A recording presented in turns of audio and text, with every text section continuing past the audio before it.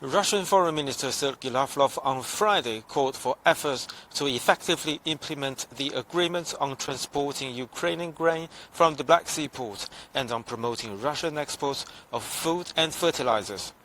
Lavrov made the remarks in a statement after the aforementioned two documents were signed in Turkey's Istanbul earlier in the day, saying that given the significant share of Russian and Ukrainian agricultural products in international markets, ensuring uninterrupted shipping meets the pressing objectives of maintaining food security, especially for the developing and least developed countries.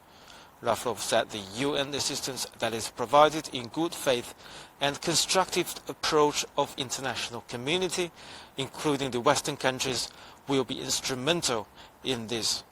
The Russian Defense Minister Sergei Shoigu emphasized that these documents are interconnected and represent a single package.